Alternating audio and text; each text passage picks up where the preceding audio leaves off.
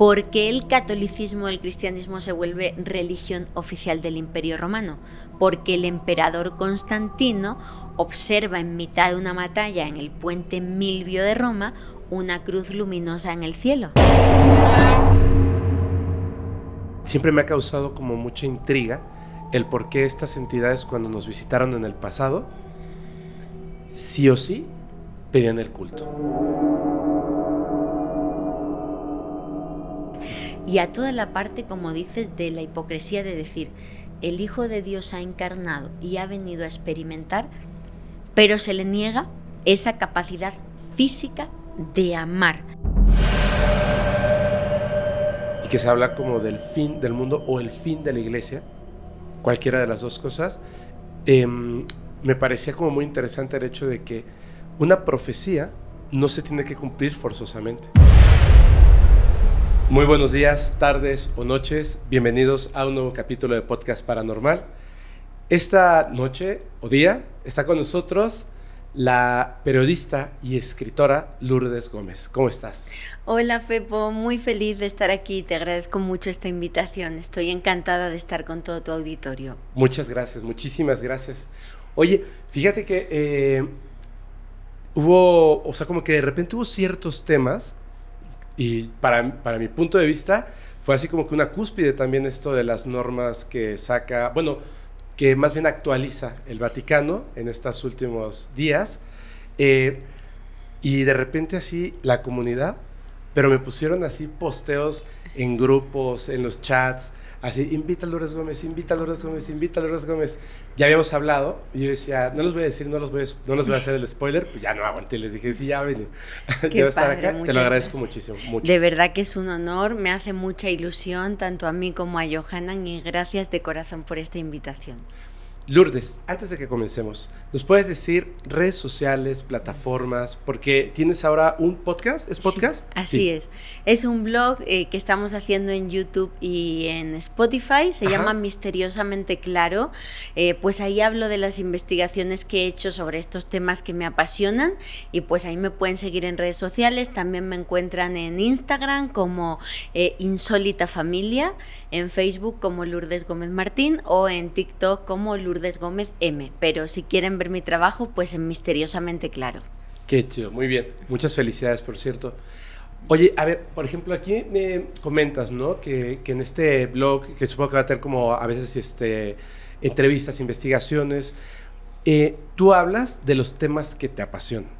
Así es. ¿Cuáles son esos temas? Bueno, pues el misterio en general, pero sobre todo el vínculo que hay entre la ufología, los ovnis, lo paranormal y lo religioso. Normalmente lo solemos ver como temas separados, que no tienen vinculación, y lo que me he encontrado a lo largo de mi carrera es que se trata exactamente del mismo tipo de aparición que se engloban en un aspecto o en otro dependiendo de las creencias de la persona. Pues una persona que sea muy creyente, muy católica, va a ver una figura luminosa, imagínate una señora de luz y va a decir que es la Virgen o es un ángel. Y una persona viendo la misma aparición, si de repente es un apasionado de lo extraterrestre y no cree nada en la religión, va a decir que es una guía venusina, que es un extraterrestre. Por lo tanto, vemos que la diferenciación surge del testigo. Y lo que hago un poco es tratar de romper con eso, que nos demos cuenta de que el misterio es uno y de que tiene el mismo origen y que posiblemente nos esté manipulando desde hace muchísimo tiempo. Por personas que de alguna manera utilizan la información, o sea, la modifican para su beneficio. Pues hay dos vertientes. Esa, que es muy importante, la que acabas de señalar, el uso que se hace de esas apariciones por parte de la Iglesia o de cualquier otra institución que de repente pues hace que el mensaje se acomode a sus pensamientos. Pero también en el origen mismo del misterio. Yo creo que nos está manipulando y que está modificando el curso de los acontecimientos humanos. Nosotros pensamos que tenemos libre albedrío, que tomamos nuestras propias decisiones y me he encontrado casos, por ejemplo, de grandes escritores, literatos que han ganado premios Nobel, que recibían esas obras o esas poesías dictadas por las otras realidades. Lo mismo con científicos que de repente pues han enunciado la tabla periódica de los elementos después de soñarla o de verla en un sueño. O tenemos que las apariciones marianas desde hace varios siglos piden siempre un lugar de culto en el que la gente se reúne a rezar y genera una energía que le sirve a ese fenómeno desconocido, no sé para qué. Y un ejemplo muy claro es los ovnis de los años 50. Vemos las fotos y a nosotros, Fepo, nos parecen de juguete. Sí. No tienen nada que ver con la tecnología de hoy día. Eso es porque el misterio no da la cara. Se acomoda a cada época, va modificándose e incluso interviene en las guerras, que es algo gravísimo, ayudando a uno u otro bando y por lo tanto marcando el curso o el destino del ser humano sin que seamos conscientes. A ver, en este caso, querría decir entonces que es algo que concuerdo totalmente contigo.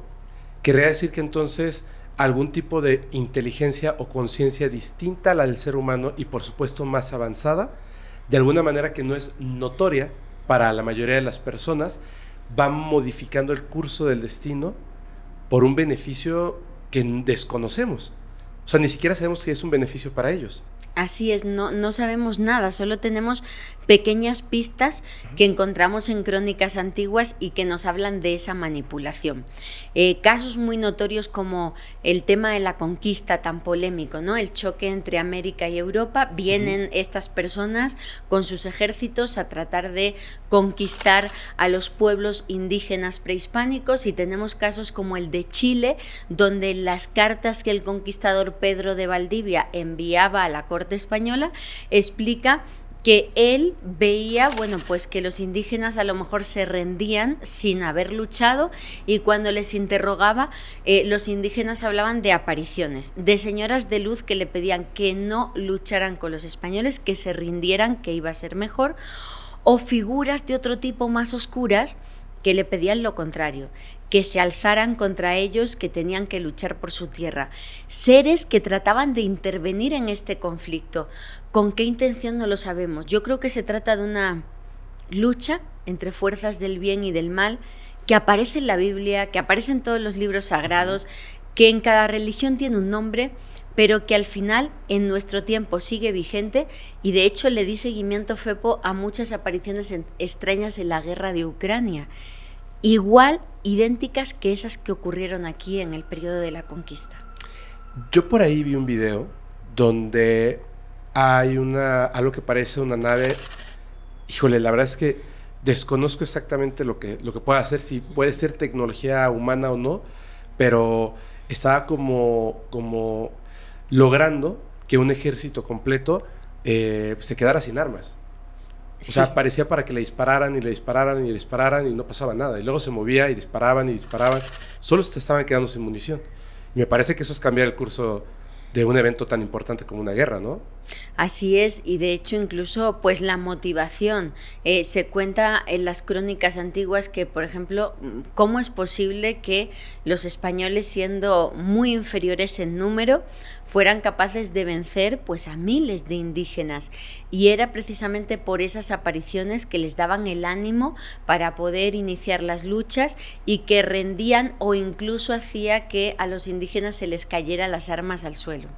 Esto es súper fuerte, y en el caso de la guerra de Ucrania, incluso medios serios como CBS News en Estados Unidos relataban información de testigos que aseguraban que justo antes de ser masacrados por ejército de Rusia, de repente aparecían luces extrañas en el cielo si ellos se ponían a rezar y acababan, bueno, pues con esa parte de los rusos.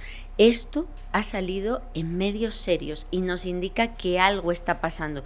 Desde luego yo entiendo que las imágenes son polémicas. Hoy día con el uso de la inteligencia artificial no podemos saber al 100% si se trata de casos reales, pero son lo que llama un investigador español que se llama Miguel Pedrero marcas de veracidad. Cuando encontramos el mismo tipo de discurso y el mismo tipo de relato en la misma clase de acontecimientos, las guerras, por parte de gente que no se conoce y que pertenece a épocas distintas, nos está indicando que ahí está ocurriendo algo real. Y mucha gente me critica cuando habla de esto, Fepo, porque piensa que yo estoy defendiendo la conquista o que estoy diciendo que los españoles fueron ayudados por Dios, ni mucho menos. Solo digo que las crónicas nos hablan de personajes extraños que ellos interpretaban como Dios, la Virgen o santos como el apóstol Santiago, y que les ayudaron. ¿Con qué intención? No lo sé, pero ha ocurrido también en España, en las luchas entre cristianos y árabes, y veo una mano oculta que trata, no sé por qué, de crear un infierno en la tierra o de que esto sea lo que algunos contactados han denominado un planeta Alcatraz, un infierno aquí, en nuestra realidad. Fíjate, sí, yo a veces le digo a la gente, ¿no? Porque tienen esta idea romántica de el Dios y la idea romántica del ser extraterrestre, ¿no? O sea, si viene con bondad, con amor para salvar el planeta. Sin embargo, yo siempre como que me cuestiono lo siguiente: si estos seres extraterrestres llegan y contactan a un grupo de personas, ¿por qué no contactan a personas, y lo digo con todo el respeto, personas que tengan más conocimiento, que tengan más educación literaria, científica, etcétera, para que el mensaje lo puedan traducir de una manera amable a más personas en el mundo? Llegan y contactan a una persona que con trabajo puede formular frases completas y el mensaje no llega, y al mismo tiempo claramente están contactando de alguna manera u otra a gobiernos súper oscuros, como la CIA en Estados Unidos, esta parte militar de Estados Unidos, de Rusia. No me parece para nada bondadoso para el ser humano que estés apoyando con tecnología a una nación que quiera hacer la guerra, ¿cierto? Sí, estoy de acuerdo contigo. Ahora, tengo unas preguntas, y discúlpame, a lo mejor lo estoy haciendo por lo siguiente, porque me gusta que la información sea como muy clara y también que las personas sean muy honestas.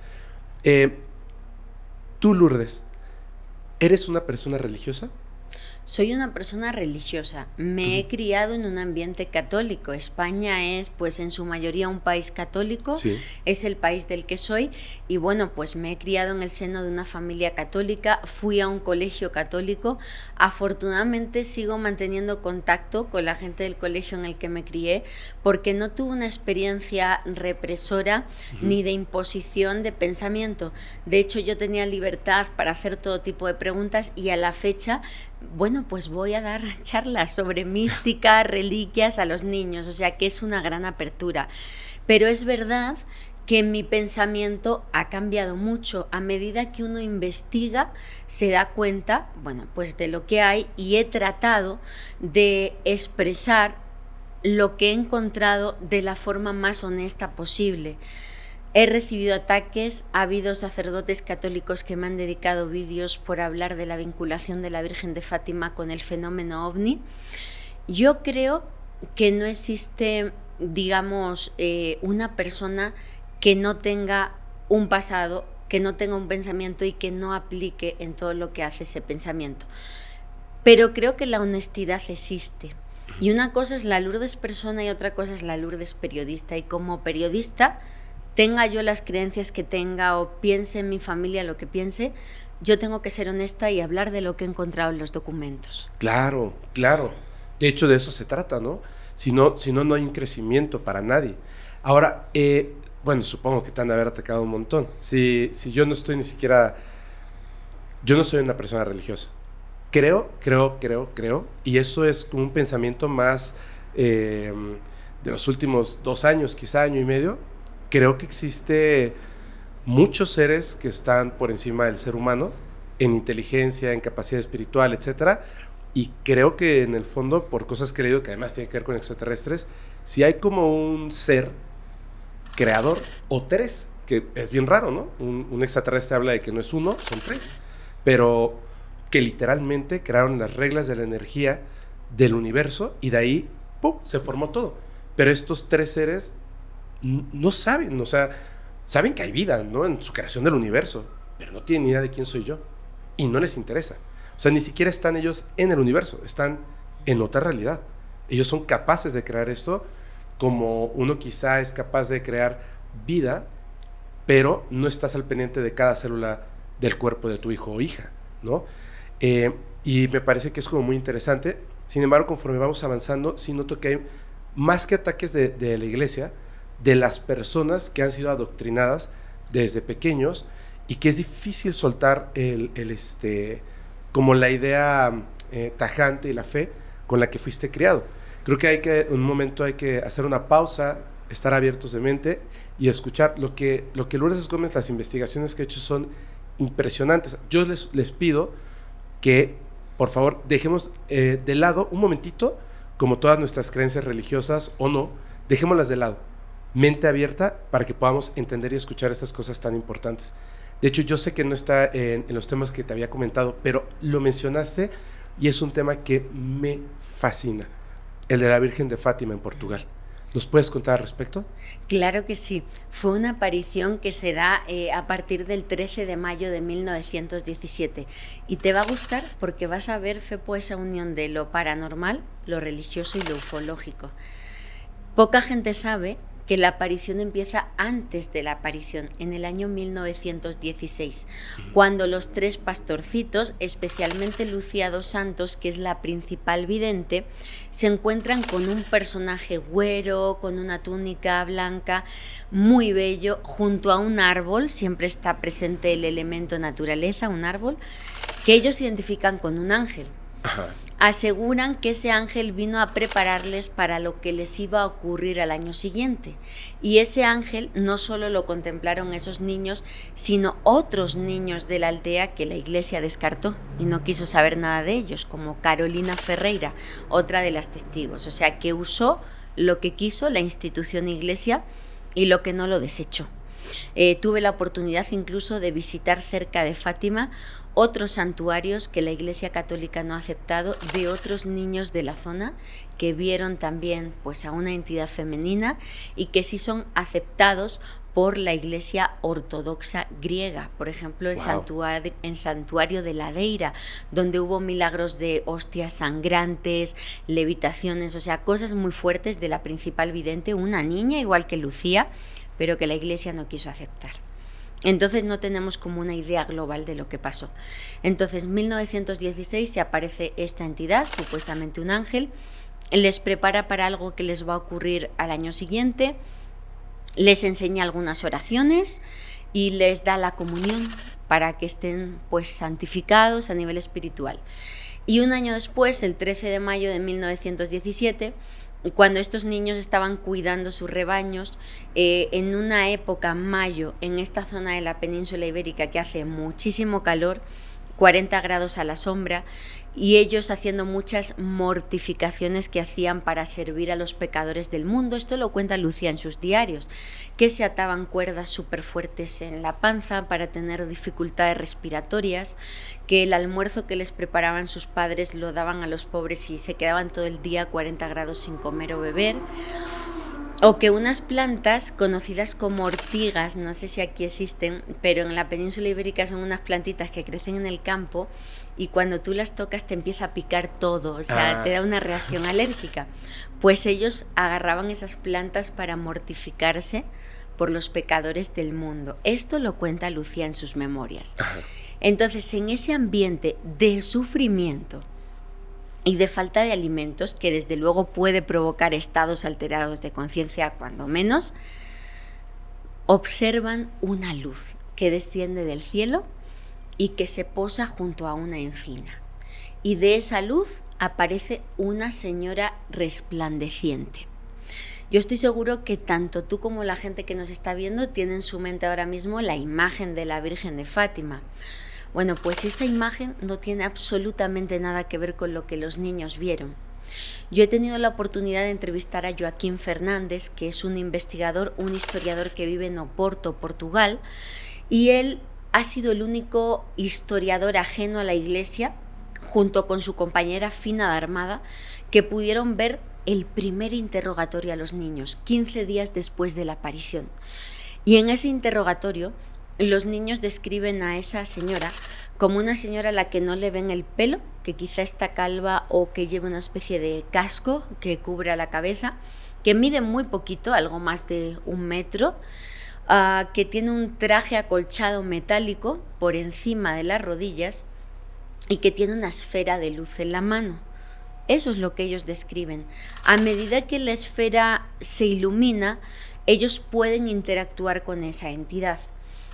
Lucía dos Santos, la principal vidente, podía hablar con ella y escucharla. Jacinta, que era más pequeñita, podía escucharla pero no podía hablar con ella. Y Francisco, el tercer pastorcito, es el que menos interactúa. Podía verla pero no la escuchaba, en ningún momento la escuchó.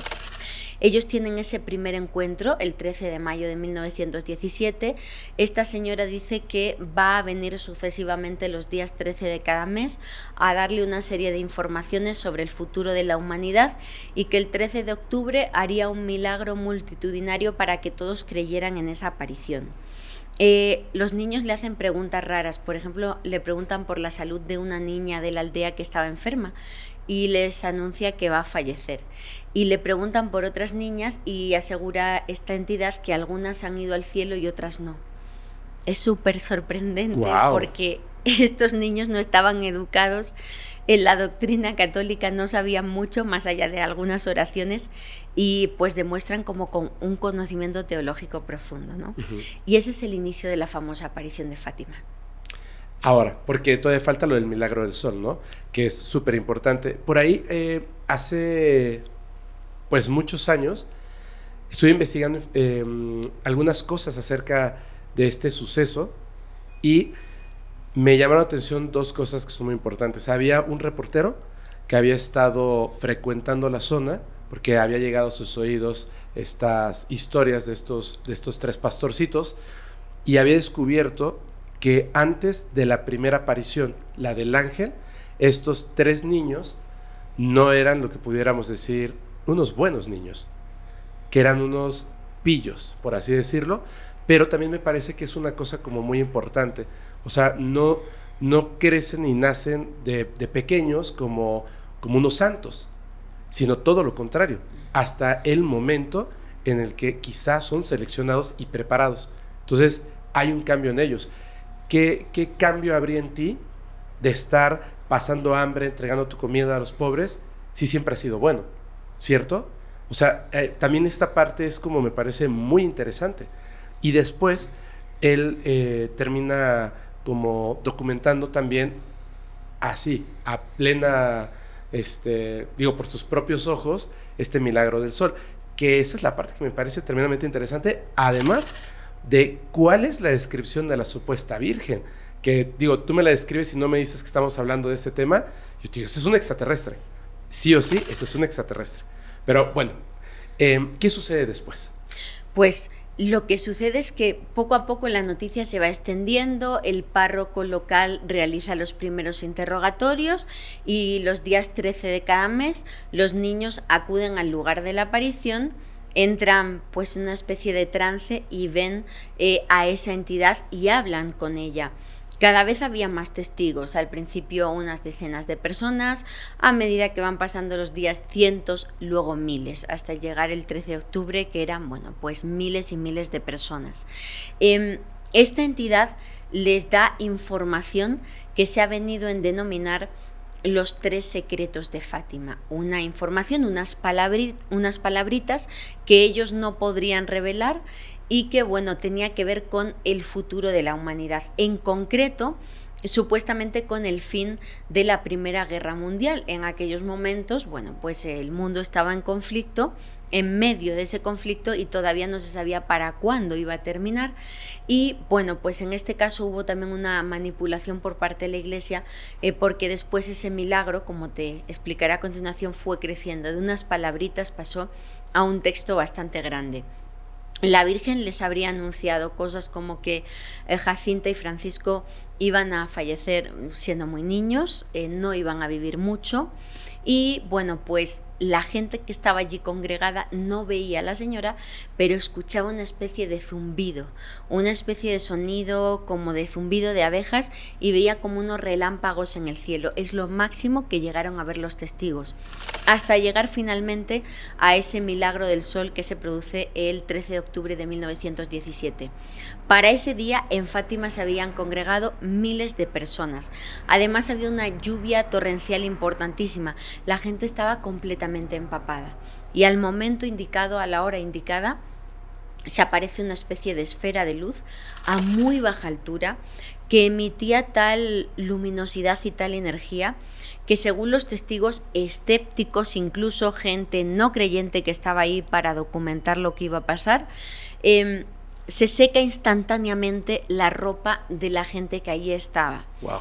Empieza a caer del cielo una sustancia blanca que se posa en la ropa de las personas, que en el tema ufológico es conocido como cabello de ángel, y que provoca en esos momentos que muchas personas mejoren, lo voy a expresar de manera que no tengamos problemas, que mejoren de problemas físicos y mentales, por así decirlo.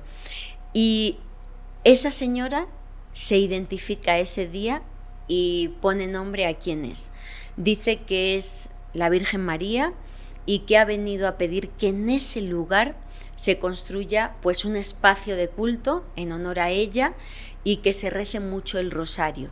La Virgen de Fátima tiene una vinculación total con el rosario, y esto es súper curioso porque el rosario no deja de ser una fórmula mágica por repetición.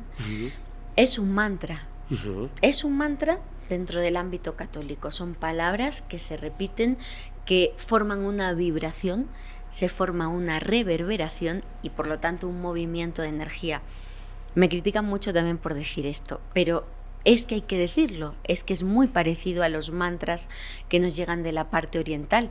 Es no hablar con Dios y dialogar, es repetir una fórmula mágica una y otra vez que crea movimiento de energía. Esa señora vino a pedir eso en un espacio vinculado con la naturaleza y con las fuerzas telúricas. Puf.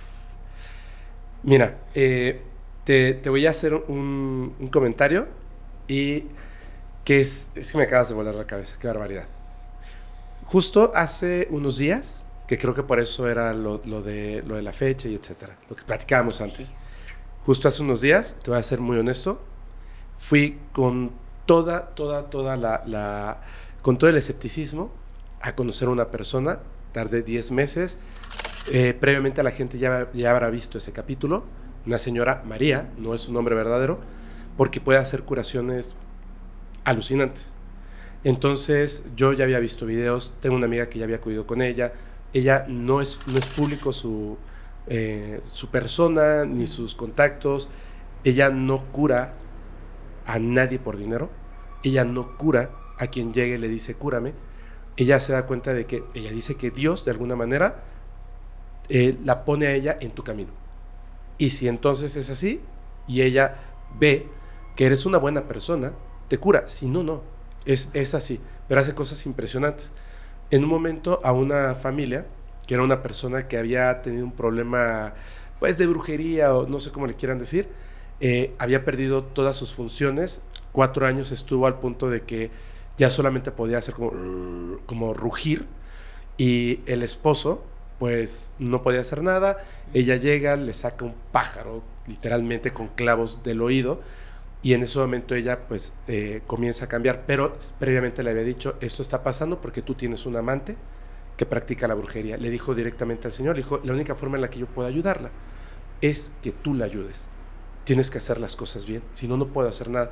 Él decide hacer las cosas bien, escéptico totalmente, le saca el pájaro, y entonces fuimos a casa de estas personas porque decían que había como un mal en casa, ¿no?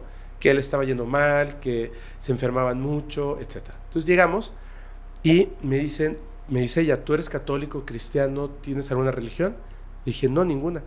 Me dijo, bueno, no importa, de todos modos tienes que rezar. ¿Qué te sabes? Y le dije, el Padre Nuestro. ¿Te lo sabes así completo? Sí. Ok, lo vas a rezar y al terminar comienzas, y al terminar comienzas. Si no es así, no puedes estar aquí mientras ocurre esto. Y muchas personas me preguntan, ¿por qué si no eres católico lo estabas rezando? Y tú acabas de dar la respuesta exacta. Esa es la razón. Esa es la razón. Y quienes preguntaban, tal cual es esto, es un mantra, es el manejo de la frecuencia y la energía. Ahora, comentabas todo esto y yo te pregunto honestamente, en tus investigaciones o en tu creencia, ¿tú crees que en el caso de la Virgen de Fátima, esta información de que se construya ahí un santuario, de que se hagan ciertos rezos, ¿realmente fue la información que dio esta entidad o después se modificó la información? Yo creo, Fepo, que sí que vino a dar ese mensaje y sobre todo a pedir ese lugar de culto, y yo me di cuenta de ello visitando Fátima. En una de mis visitas a Fátima estábamos por la noche con Johanan, con mi esposo, paseando por la ciudad de Fátima, y yo siempre me había preguntado por qué se aparece esta entidad para pedir un lugar de culto. O sea, ¿por qué tantas apariciones en tantos lugares pidiendo un lugar de culto? Y por qué además, si se pone una imagen en la iglesia más cercana rindiendo culto a esa aparición, están leyendas en todo el mundo de que la imagen por la noche se mueve y se va al sitio en el que se apareció para decir no, ahí no, aquí? Siempre me había preguntado por qué. Y esa noche, paseando por Fátima, empecé a notar como una vibración en el cuerpo, como un temblor. Y yo no soy una persona sensitiva, yo intento ser como muy racional y muy honesta en el sentido de ser periodista, ser seria. Y empecé a vibrar todo mi cuerpo. Yo decía, o sea, ¿qué está pasando? No sé qué está pasando. Y me dice Johanan, vamos a la explanada del santuario a ver qué. Y cuando llegamos, porque estaba cerrado, tú tienes que traspasar como una especie de muro y entrar. La escena que vi fue dantesca, eran miles de personas con veladoras, te voy a mandar las imágenes para que las podamos poner, rezando el rosario. Era un mar de personas con luces, era un mar de luces rezando el rosario. Y de verdad que era una vibración y yo la estaba sintiendo.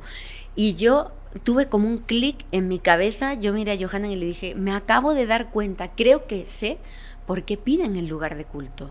Porque lo que están haciendo estas personas está generando una energía, una interacción con la naturaleza de este lugar, con la encina de la aparición, con las aguas subterráneas, con las líneas ley. ¿Por qué es una zona de apariciones antes de Fátima? ¿Por qué otros niños han visto cosas extrañas? ¿Por qué se aparecen objetos voladores no identificados que se confunden con el sol? ¿Por qué hay espiritistas en esta zona del mundo que hacen la ouija y dejan por escrito en los diarios que algo va a pasar el 13 de octubre? Y en la ouija la entidad se presenta como Estela Maris, estrella de la mañana, que es uno de los sobrenombres de la Virgen María. O sea, ¿por qué todo eso? Porque aquí hay energía y a ese fenómeno que no da la cara, que es una inteligencia superior a nosotros, que no sabemos quién es, que se disfraza, le sirve para algo esta energía, no sé para qué, pero tuve como un clic ahí en esos momentos y sentí yo una vibración de verdad que creo que es el origen de todo esto, Febo. Y creo que estás en lo correcto, ¿eh? Fíjate que a mí que me gusta mucho el tema extraterrestre, siempre me ha causado como mucha intriga el por qué estas entidades cuando nos visitaron en el pasado, sí o sí, pedían el culto. ¿Por qué? Y una persona me dijo algo, no sé si tengas información al respecto, yo la verdad es que muy poca, me dice, hay siempre una lucha entre lo que el ser humano considera el bien y el mal.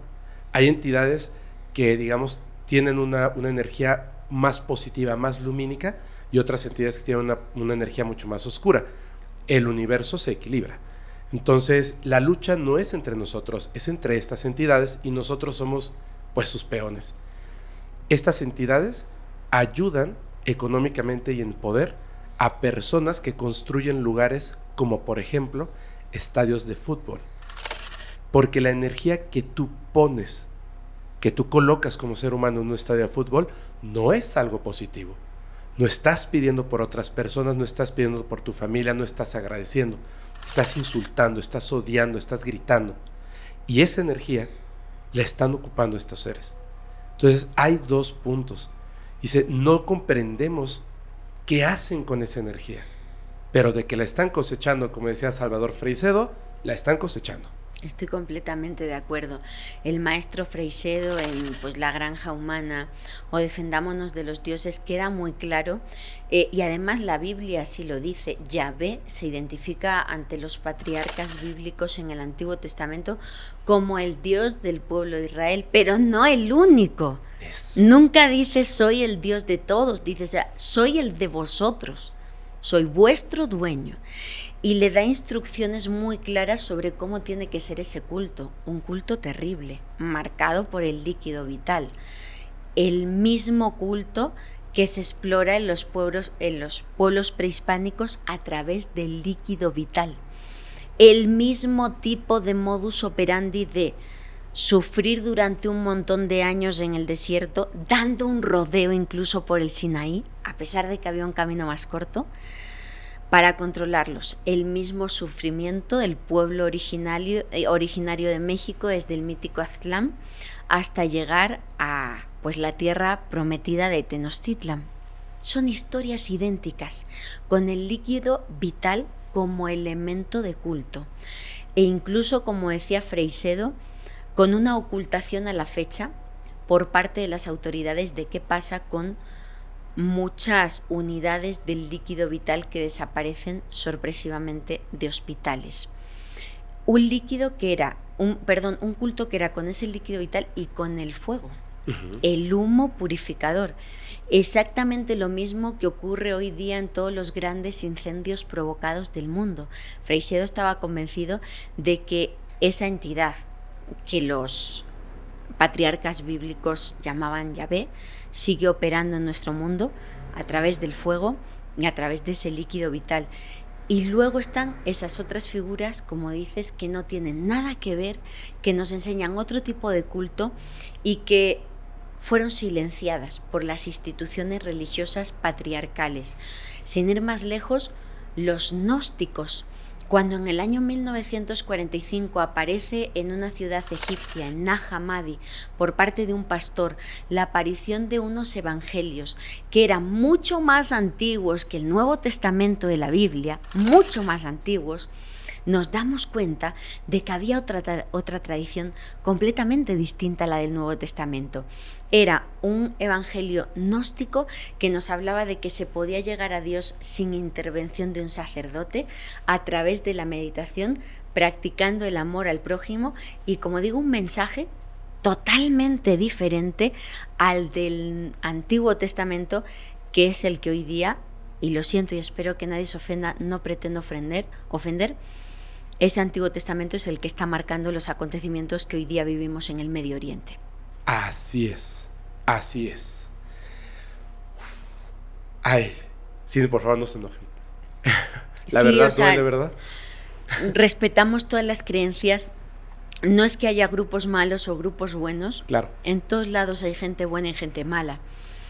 Se trata de hablar desde el punto de vista de que hay personas que tienen una capacidad superior a la de Fepo, a la de Lourdes, a la de cualquier persona que nos está viendo desde su casa. Son gente que tiene la capacidad de tomar decisiones a nivel internacional y que están guiándose por profecías del Antiguo Testamento, de entidades como Yahvé, y que están marcando lo que está ocurriendo en esta parte del mundo, respetando todas las creencias, pero aludiendo a esa realidad de que hoy día todo eso sigue vivo.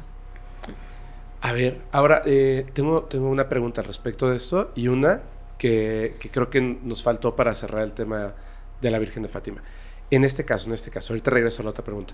En este caso, ¿tú crees que hay personas el día de hoy que con el conocimiento adecuado tienen contacto directamente con estos dioses? Estoy convencida. Todos los grandes gobernantes de cualquier época se han sentido tocados por la divinidad y como, no sé, adalides o representantes de las profecías. Ha habido un caso muy reciente, súper fuerte, en Irán. Sabemos que el presidente de Irán, Ebrahim Raisi, ha fallecido supuestamente en un accidente de helicóptero en el norte de Irán. él estaba convencido de que formaba parte de las profecías. Y a raíz de que esta persona haya fallecido supuestamente en ese accidente de helicóptero, se han empezado a hablar de un montón de profecías antiguas, el Salmo 83, por ejemplo, de la Biblia, que hablan pues de cómo ese país, Irán, desde luego con el nombre que tenía antiguamente en la época de la Biblia, Persia, iba a juntar a determinados países, como por ejemplo la actual Rusia, que es identificada en las profecías bíblicas como la tierra de Magog, y a otros países de influencia árabe en contra de Israel, que iban a tratar de llegar hasta Israel para destruir Israel. Y tenemos que, era muy curioso leer estas profecías, que yo lo hice al principio de ese día donde hubo la desaparición del helicóptero, repasé las profecías y luego fui viendo las noticias que aparecían en prensa.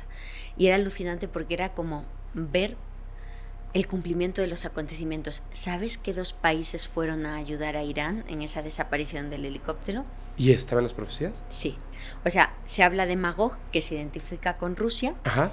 y del resto de países árabes que iban a ayudar a Irán, la antigua Persia, a formar un colectivo que iba a luchar contra Israel. Los 2 únicos que fueron a ayudar a Irán el día que desapareció el helicóptero fue Rusia. Putin envió a 50 rescatistas, y Turquía, otro país árabe que, a pesar de que la Constitución es un país laico, su presidente actual ha llevado a cabo modificaciones bastante significativas, como Santa Sofía, que es un templo importantísimo de Estambul, era ya laico, o sea, no pertenecía a ninguna confesión, y el actual presidente ha vuelto a hacer que sea una mezquita. Yo estuve recientemente y había una parte donde las mujeres ni siquiera podíamos entrar. ¿En serio? Sí. Es un templo dedicado a la mujer, a la antigua Hagia Sofía, la diosa sabiduría universal, la compañera de Dios, y las mujeres no podemos entrar hasta la parte más sagrada del templo. Entonces ese país, Turquía, envía un dron que a través de la detección de calor es quien consigue localizar el helicóptero, y con ayuda de Rusia. Y yo vi las profecías y vi un paralelismo brutal. Sí. Y estamos hablando del Antiguo Testamento. ¡Guau! Mira, hasta me erizo. Ay. A ver, ahora nada más para cerrar el otro tema. El otro tema, porque también me gustaría mucho que habláramos acerca de estos textos apócrifos, esta información, híjole, oculta al resto del mundo. Mencionaste, cuando estábamos hablando del tema de la Virgen de Fátima, que al principio eran unas cuantas palabras los 3 mensajes, pero terminaron siendo textos grandes. ¿A qué te referías? Me refiero, Fepo, a que la Virgen, supuestamente la Virgen, esto también es polémico. Cuando me preguntan, ¿crees que la Virgen se apareció en Fátima? No puedo pensar que la madre de Jesús se haya aparecido en Fátima para decirle a Lucía que Rusia o la antigua Unión Soviética eran muy malos y que había que hacer algo en un siglo tan cruento como el siglo XX, donde había otros holocaustos. Había un holocausto en la Unión Soviética, pero también en Alemania, también en Vietnam. Yo no puedo defender que la madre de Jesús se fuera a aparecer para hablar solo de unos, ¿no? No puedo llegar a pensar esto. Entonces, honestamente, esa entidad que se aparece le dice a Lucía una serie de mensajitos que les dijo que no era el momento de revelarlos. Entonces Lucía nunca los escribe. La Iglesia trató de presionarla. Lucía se convierte en monja de clausura, terminan las apariciones. Ella tenía unos confesores jesuitas que son los que estaban dictando pues lo que ella hacía, lo que ella escribía y su contacto con la realidad. Dicen que en los años 40 la empiezan a presionar para que escriba el mensaje, y Lucía hace un primer escrito. ¿Y sabes qué hacen los confesores jesuitas, Fepo? ¿Qué hicieron? Lo queman. El mensaje original lo queman, porque no estaban de acuerdo o no se acomodaba el mensaje católico, y Lucía tiene que escribir nuevamente el mensaje para que se acomode con las modificaciones de sus confesores jesuitas. Cualquier persona que quiera más información de esto ampliada, los libros de Joaquín Fernández y Fina de Armada. Ahí viene todo, nombres de los confesores jesuitas y fechas muy puntuales. Y de alguna manera, por ejemplo, en estos libros, ¿sabemos o de plano no sabemos cuál fue el mensaje original? No se sabe. No se sabe. No se sabe. Lo que se sabe es lo que nos llegó ya modificado. Nos llegó una visión del infierno, que en una de las apariciones, en uno de los días 13, les lleva hasta el infierno y ellos observan el infierno. No son palabritas, es una descripción, o sea, ven, visualizan el infierno. La otra parte del secreto, el misterio, sería la anunciación de la temprana muerte de Jacinta y Francisco y el fin de la Primera Guerra Mundial. No lo podemos considerar profecía porque fue escrito en los años 40, ya se habían cumplido los hechos. Si Lucía lo hubiera escrito al momento de la aparición, pues ahí ya es otra cosa. Y el tercer secreto estuvo oculto. Lucía lo escribe, lo ponen en un sobre sellado, se lo dan al obispo de Leiria en Portugal, lo custodia durante un tiempo sin romper el sello y después se envía al Vaticano. Se cuenta que el Papa Juan XXIII abre el sobre, lo lee y que las palabras que él dijo es: yo no quiero ser profeta o digamos precursor de calamidades, no lo voy a dar a conocer, lo vuelve a cerrar y lo oculta. Eso es lo que dice la historia oficial. ¿Y qué pasa? Que llega y entra en escena el Papa Juan Pablo II. Precisamente un 13 de mayo, en los años 80, el Papa Juan Pablo II sufre un atentado en la Plaza del Vaticano por parte del turco Ali Agca, que le dispara. El Papa está a punto de fallecer. Ali Agca es capturado porque una monja consigue frenarlo, una monja que además se llamaba Lucía, y el Papa va al hospital y está muy grave, a punto de fallecer. En esos momentos, desde el hospital, Juan Pablo II pide que le lleven la carta de Lucía, el tercer secreto, que lo quiere leer.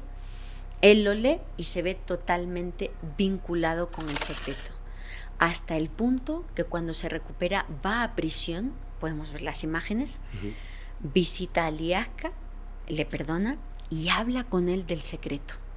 Y Ali Agca manifiesta que él se siente parte, guiado por una fuerza invisible que le llevaba a cumplir ese secreto. Eso es lo que lleva a que en el año 2000 Juan Pablo II se vaya a Fátima y le pida al cardenal Angelo Sodano que revele el tercer secreto y que dé a conocer esas palabras. Y las palabras hablaban de un obispo vestido de blanco que en un ambiente apocalíptico de fallecimiento y de líquido vital acaba sucumbiendo. Y él creyó que estaba describiendo el instante de su muerte en el Vaticano a manos de Ali Agca. Él creyó ser protagonista del tercer secreto, hasta el punto que cualquier persona que hoy día visite Fátima, si va a la primera imagen de la Virgen de Fátima, la más importante, que está en la llamada Capilla de las Apariciones, en su corona está la bala que Ali Agca dispara a Juan Pablo II. Él la deposita en la primera imagen de Fátima. Entonces esa es la historia oficial. Y luego está la otra historia. A ver. La de las personas que dicen que todavía no sabemos el tercer secreto. Que hay un cuarto secreto que nunca se reveló, que está relacionado con los episodios de abuso al interior de la Iglesia Católica, o incluso que está relacionado con el fin del mundo. Y también en mis distintas entrevistas a personajes exorcistas en Europa, no puedo decir quién, pero off the record me comentaban fuera de micrófonos que en la Iglesia hay una lucha intestina acerca de una carta de Lucía dos Santos al Papa, donde se habla de los pasos que iban a ocurrir cuando iniciara el fin, que en esos pasos aparecía lo que vivió el mundo en 2020 y que estaba una facción de la curia que quiere revelar la carta y otra que no quiere hacerlo. No sé si es real, es una información que circula en el ámbito católico, pero pues eso es lo que te puedo decir. Me parece súper interesante. De hecho, esto de que había digamos, no un cuarto secreto, sino que el tercer secreto en realidad era otro, que es este, y que se habla como del fin del mundo o el fin de la iglesia, cualquiera de las dos cosas. Me parecía como muy interesante el hecho de que una profecía no se tiene que cumplir forzosamente, pero si un cúmulo de personas muy grande conoce la profecía, que es el fin del mundo y que los pasos se están cumpliendo, generaría que vayamos hacia ese final. Entonces, que por esa razón, de alguna manera, se mantiene oculta, ¿no? Porque si se da a conocer, podría o acabar con la iglesia o acabar con la humanidad. Y cualquiera de las dos cosas, digo, si tú tienes en tu poder la carta y eres parte de la iglesia, pues no te conviene ninguna de las dos cosas. Estoy de acuerdo. Habría como exactamente dos visiones dentro del ámbito profético. Normalmente la gente que no es tan creyente o tan ferviente católica tiende mucho a pensar, sobre todo influido por la nueva era y los contactados actuales, que la profecía se puede cambiar, que está hecha para que no se cumpla y que la gente a través del rezo y bueno, pues estas olas de meditación planetaria que se realizan hoy día podrían cambiar el curso de los acontecimientos.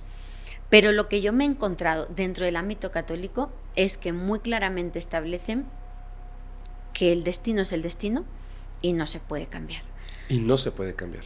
Los místicos de la Edad Media, un personaje increíble que he estudiado mucho fue porque se llama Hildegarda de Bingen, una monja medieval del siglo XII.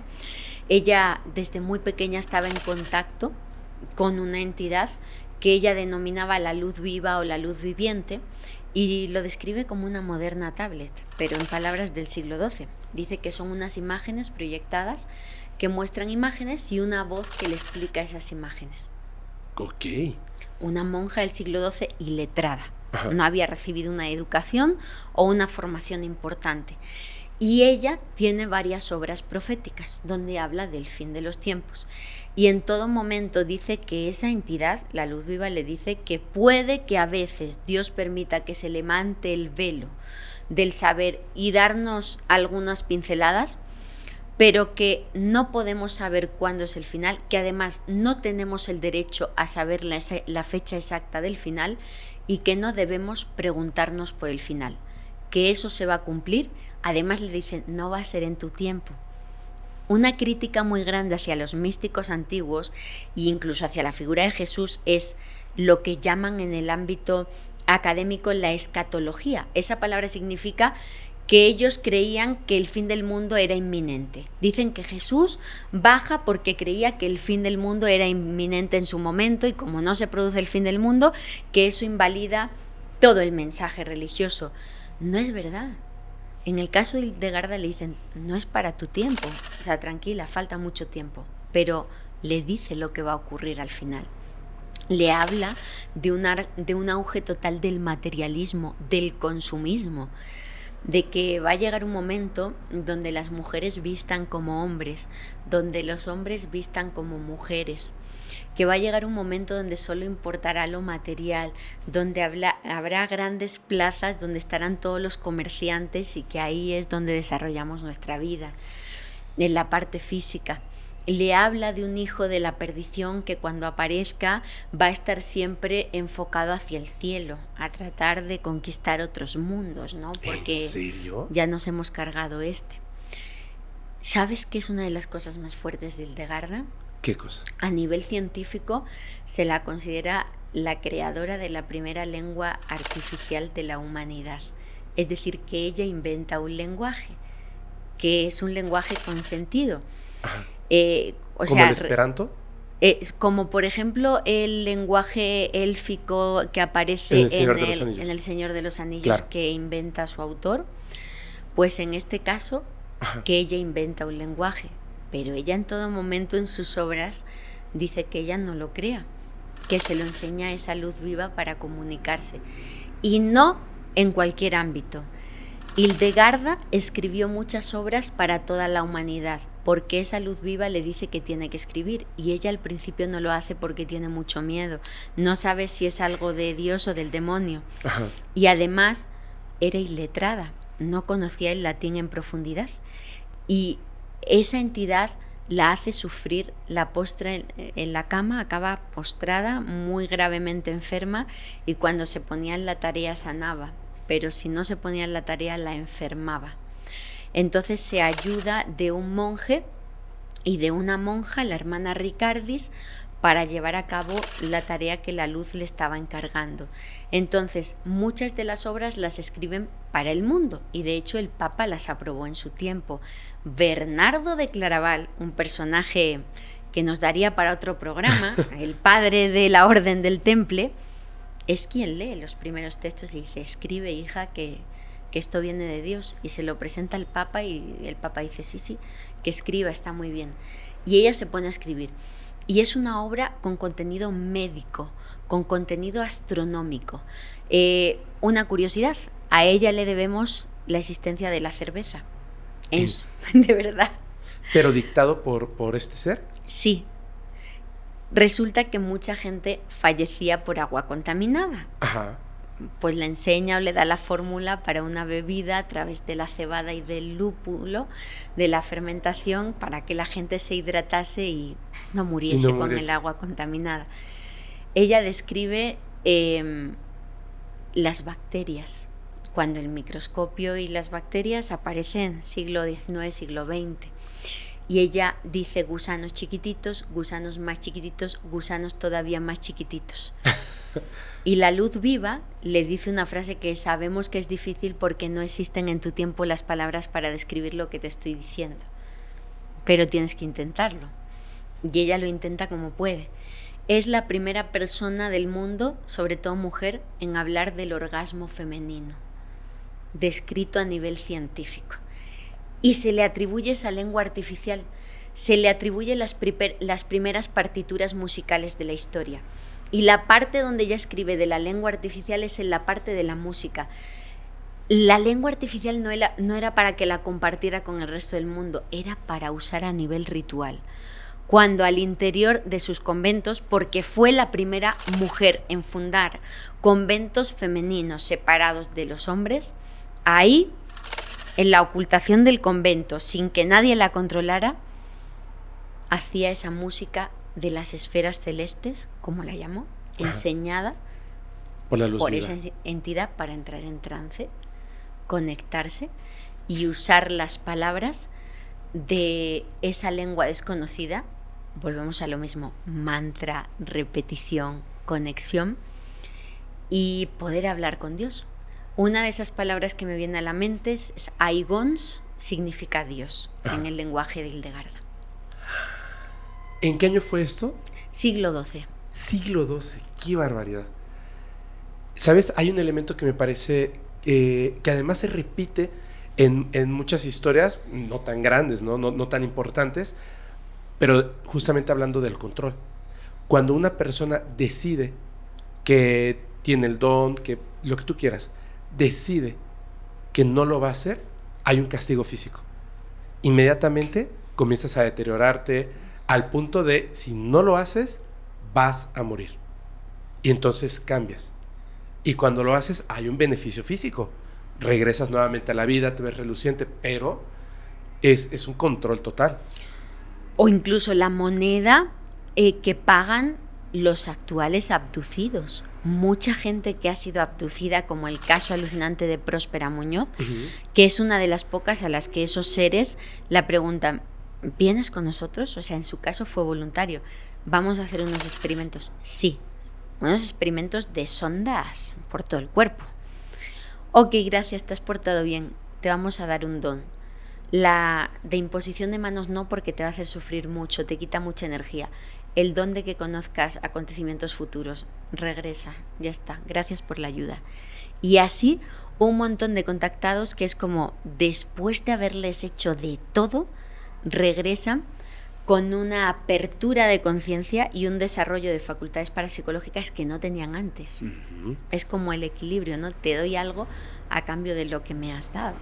Y además también me parece que en la historia de la humanidad, en realidad todos tenemos esas capacidades, pero están genéticamente controladas. Para que no las tengas a menos que ellos decidan o que de alguna manera genéticamente nazcas con eso, con un canal abierto, como si tuvieras un sentido más. Todos los demás lo tienen, pero está apagado, o sea, el switch está apagado. Hay estudios científicos que están intentando que esta parte, que es una cosa bien rara, que la parte de la conciencia espiritual sea provocada previamente al nacimiento. Exacto, de hecho aquí en América, que muchas veces pensamos que los mejores estudios vienen de Estados Unidos o de Europa, no, en Latinoamérica tenemos investigadores increíbles como el doctor psiquiatra por la Universidad de Rosario, Argentina, Néstor Berlanda, quien ha documentado cómo las personas que de manera natural segregan más DMT, dimetiltriptamina, parece que son capaces de conectarse antes y son los que tienen experiencias cercanas a la muerte, son los que tienen contactos cercanos, son los que vienen de un linaje chamánico de las antiguas culturas y tendrían, como dices, ese canal aperturado. Ay, estoy alucinado. De verdad, muchísimas gracias. Pero, ¿te parece si entramos al otro tema? ¿Sí? Claro que Mira, sí. Llevamos una hora. Es que son apasionantes estos. Son súper apasionantes. Y además me da mucho gusto porque te voy a confesar algo. Yo pensé que iba a ser como difícil entablar ciertas conversaciones porque pensé que al ser temas que de índole, digamos, religioso, de alguna manera, pensé que iban a ser como agua y aceite con las creencias y paradigmas que ya sé que tengo que tener la mente abierta, pero que están muy, muy, muy metidas en mí. Y no, o sea, son muy, se llevan bien, se llevan muy bien, y eso me emociona mucho. Oye, a ver, ¿cómo está esto de los textos apócrifos? ¿Qué son? Pues tenemos que hablar de que la Iglesia, para hablar de libros sagrados o de la vida de Jesús, hizo una criba, una selección. Ajá. Hace muchos siglos. Había muchos libros sobre la mesa que hablaban de la vida de Jesús y también uniendo a eso el Antiguo Testamento, porque la base de todo esto es que Jesús era judío. El libro sagrado de los judíos está incluido en nuestra Biblia, en concreto es el Antiguo Testamento, para ellos es la Torá. Eso es el Antiguo Testamento de nuestra Biblia, porque Jesús era judío. Y el Nuevo Testamento es la parte de la Biblia dedicada a la vida, obra y enseñanzas de Jesús de Nazaret. De todos esos textos antiguos, de los primeros siglos del cristianismo que hablan de la vida de Jesús, la Iglesia seleccionó 4. Los 4 evangelios canónicos que tenemos en la Biblia y otros tantos textos como por ejemplo pues el Apocalipsis de San Juan o los Hechos de los Apóstoles, entre otros. Y hubo otros que descartó. Y cuando uno los lee, entiende por qué los descartaron. Que esos son los textos apócrifos. Los textos apócrifos son los textos que hablan de la vida de Jesús y de esos primeros acontecimientos del cristianismo, pero que la Iglesia no los eligió para el canon oficial de la Biblia. El canon. Consideran que pues pueden ser o no. Algunos a mí me atacan mucho diciendo es que eso no es palabra de Dios. Ok, y entonces la Biblia sí lo es porque unas personas en la tierra iguales que tú y que yo, Fepo, dijeron estos sí y estos no. Por eso son palabra de Dios y los otros no. Pero nos encontramos que es verdad que algunos textos apócrifos pues pertenecen al siglo V, pero hay otros, como los textos de Nag Hammadi, que son los que hablan de María Magdalena, que son anteriores a los canónicos. Es que esa es la parte que me interesa muchísimo. A ver, porque hay una mala información que está muy cañón, porque a una persona, de hecho ha pasado varias veces en la historia, se le ocurre a partir de hechos reales convertir un hecho ficticio y escribir una novela que luego el mundo cree que está totalmente basada en hechos reales. Estoy hablando del Código Da Vinci, por ejemplo, o esta novela que decía que en el 2012 el mundo se iba a acabar porque supuestamente los mayas lo decían. El calendario maya decía que era la muerte del quinto sol, el inicio del sexto, no decía nada de la humanidad ni nada de eso. Y también el Código Da Vinci dice que hubo uno que se llamaba el Concilio de Babilonia, algo así, pero en realidad, según yo, hubo 4 donde se reunían y empezaron a seleccionar que sí y que no. Así es, son muchos concilios, reuniones eclesiásticas que se han dado a lo largo de la historia donde han tomado estas decisiones trascendentales, desde señalar qué textos sí son o no, o por ejemplo instaurar el culto a la Virgen María. Exactamente. La gente se piensa que los primeros cristianos alababan a la Virgen María. Mira, punto 1, en los evangelios oficiales se nombra más a María Magdalena, que la consideran una disculpa, o sea, la Iglesia considera santa a María Magdalena, no quiero que nadie se ofenda, pero mucha gente piensa que es una ramera que aparece en la Biblia y se la nombra más que a la Virgen María. La Virgen María no pintaba nada para esos primeros patriarcas hombres bíblicos. El culto a la Virgen María se instaura mucho después, a partir del siglo IV, cuando se dan cuenta de que no eran capaces de silenciar el culto a la diosa madre que había extendido por todo el mundo. Y entonces en concreto es la orden dominica la que se encarga de en todos los centros naturales de culto a la diosa poner una Virgen negra o la Virgen María en general, y silenciar a esos que ellos llamaban los adoradores de piedras en esos concilios, porque usaban una piedra para representar a la diosa madre. A la fecha hay lugares de España, como por ejemplo el País Vasco, ojalá que vayas, creo que te va a gustar mucho, donde hay cuevas en las que veneran a la diosa Mari. Es una diosa pues vinculada a la tierra y a la fertilidad del norte de España. Muchas mujeres a la fecha que no pueden tener hijos hacen la peregrinación a las cuevas y dejan una piedra en honor a la diosa. Pues dentro de algunas vírgenes negras se han encontrado piedras, porque lo que hicieron fue sustituir a la madre. Y me emociona mucho porque eso también lo he visto en América. Te voy a contar una anécdota que te va a gustar. En la Catedral de Cuernavaca yo la visité y hay un museo aledaño donde hay piezas que han encontrado en la catedral. Hay una de las pocas representaciones que existen de Tonantzin, de esa diosa madre. ¿Sabes dónde se encontró esa figura de Tonantzin? En el altar escondida. Esas mujeres iban servilmente con los sacerdotes a rezar y ellos se pensaban que se habían convertido y estaban rezando a Tonantzin en silencio. Aquello me pareció emocionante. Lo mismo me encontré en Cusco cuando vi que en la catedral hay una piedra así ovalada en una puerta de la catedral de Cusco y nadie le presta atención y de repente ves que hay personas indígenas que se paran allí y es una representación de Huiracocha y ellos están rezando a escondidas a sus dioses ancestrales y eso es lo que hizo la Iglesia, sustituir un culto por otro. Entonces, que no se piensen que la Virgen María, ellos la auparon desde el minuto 1. No es así. Y toda esa información está en los apócrifos y pues no interesa. Y es muy parecido a lo que pasa, por ejemplo, con el culto a la Santa Muerte en México, que hay personas que sí saben que dicen, sí, bueno, es esta representación, pero no estoy rezándole, no le estoy pidiendo a este esqueleto con guadaña. En realidad, le estoy rezando a una entidad o diosa de la antigüedad de México. O por ejemplo también los mal llamados santeros, la religión yoruba, que en realidad ellos tenían a sus deidades, porque no eran dioses, a sus deidades que habían sido humanos en algún momento, y cuando llegan esclavizados y los quieren cambiar, cuando los traen a América, pues ellos empiezan a convertirlos en los santos. Como eran varios, utilizan a los santos de la religión católica. Por eso es que hay un niño Dios, pero no le están rezando al niño Dios, le están rezando a el Eguá niño. Y entonces los van cambiando. Que de hecho, fíjate que en Cuba me pareció bien raro, porque hay dos vertientes, o sea, hay como muchas ramas, pero hay dos vertientes de la religión y hay una pelea bien fuerte.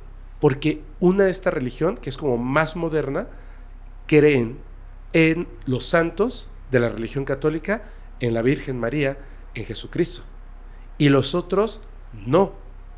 O sea, ellos saben que son representaciones falsas que fueron obligados a utilizar. Y entre ellos se pelean. O sea, es una cosa muy rara, ¿sabes? Pero digo, bueno, o sea, No, pero es importantísimo sí, lo que acabas de decir, porque es la base de la necedad nuestra. Tenemos al Islam, tenemos a los católicos, comparten gran parte de los patriarcas bíblicos. ambos creen en Jesús a nivel profético. Sí. Ambos creen en el patriarca Abraham. Ambos creen en el fin del mundo. Comparten prácticamente todo. ¿Qué les diferencia? Que llaman a Dios con un nombre diferente. En este caso es lo mismo. Y estamos peleándonos. Y horriblemente. Y horriblemente. Y como dices, y me parece importantísimo lo que has dicho de la Santa Muerte, pues yo como católica española, donde pues eso no hemos visto nunca, cuando yo empecé a llegar aquí a México y descubro todo eso, mi impacto fue terrible. O sea, mi temor fue grande. Hasta que escuché, y lo hablé con mis padres y lo hablé con Johanan porque me impactó, y dije, somos unos hipócritas, y ya les he entendido. Una de las líderes de una iglesia de la Santa Muerte del Estado de México, la de la estatua más grande de la Santa Muerte en Tultitlán, daba una entrevista en el año 2020 y decía, bueno, nosotros somos gente normal, o sea, aquí el Día de Reyes hacemos festejos para los niños. Lo que más me impactó fue que dijo, es que son unos hipócritas, porque cada 1 de diciembre ellos llenan sus casas de altares con calaveras y celebran y nadie les dice nada. Y nosotros lo hacemos y somos terribles. Y digo, tiene razón, soy una auténtica hipócrita, porque cada 1 de diciembre me encanta, como todas las chicas, ponerme el maquillaje de Catrina y me encanta poner las calaveritas de azúcar y poner el altar. Y ellos hacen lo mismo, la diferencia es que lo hacen todo el resto del año. Sí. Y yo hipócritamente les estoy juzgando. No estoy diciendo, luego es que se malinterpreta todo, que yo siga el culto. Estoy diciendo que lo que ella explicó me ayudó a entender perfectamente que tenemos que respetar siempre y cuando pues sean cosas normales, están rezándole a sus dioses ancestrales, y nosotros hacemos lo mismo cada diciembre y nadie se escandaliza. Cada noviembre, perdón, sí. Y nadie se escandaliza. Sí, así es, así es. Híjole, ¿sabes qué? Creo que en ese momento va a llegar el punto en el que sí se va a escandalizar la gente. Sí. ¿Qué es... ¿Qué comenta, por ejemplo, en estos textos apócrifos? Me interesan 2 puntos muy importantes. Uno, de la vida de Jesús cuando era un niño, y el otro, acerca de María Magdalena. Ok, es muy interesante. Hay diferentes evangelios apócrifos. Ajá. Afortunadamente hay autores como por ejemplo el catedrático Antonio Piñero, un catedrático español que ha reunido una obra con prácticamente todos los evangelios que existen. Si nos escriben o te escriben, yo, o sea, esto tampoco lo puedo decir así claro, que nos escriban si quieren la información, ¿vale? Si alguien quiere leer esta información, que nos escriban. Yo te paso a ti la información y para que cualquiera la pueda leer y pueda comprobar en el calor de su hogar lo que estamos diciendo. Claro, eso es súper importante. Que manden mensaje a las redes y a los contactos y pues les proporcionamos todo por escrito. Sí, de hecho, ¿tú tienes alguna manera a través de correo electrónico? ¿Cómo lo haces? Sí, pues a mi correo yo te lo paso, lougomar@gmail.com, lo podemos dejar por aquí por escrito. Sí, lo ponemos. Que me escriban y les pasamos la información para que ellos por sí mismos puedan leer los apócrifos. Pero la gente que esté interesada en la lectura de los textos. Así es. Claro, ok. Les pasamos el material. Perfecto. Entonces hay muchos apócrifos, pero hay varios que se centran en concreto en la infancia de Jesús y en la infancia de la Virgen María. De la infancia de Jesús, lo más espectacular es el nacimiento. No hablan de nacimiento, sino de materialización. ¿Cómo? Evangelios apócrifos como el protoevangelio de Santiago, este es el nombre de unos apócrifos, nos cuentan que a la Virgen María le empiezan a entrar unos dolores y entonces, en compañía de los hijos de José, porque José tenía hijos, la deja en una cueva y se va a buscar a una matrona.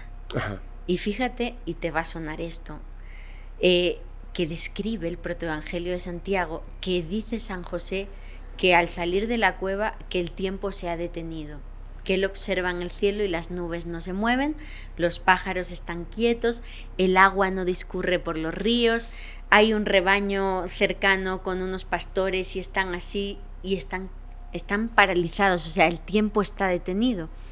Y cuando por fin encuentra a una matrona y vuelve a la cueva, están cegados por una luz muy fuerte que está tapando a María. Y cuando la luz o esa bruma, esa niebla extraña se quita, aparece María con el niño en brazos.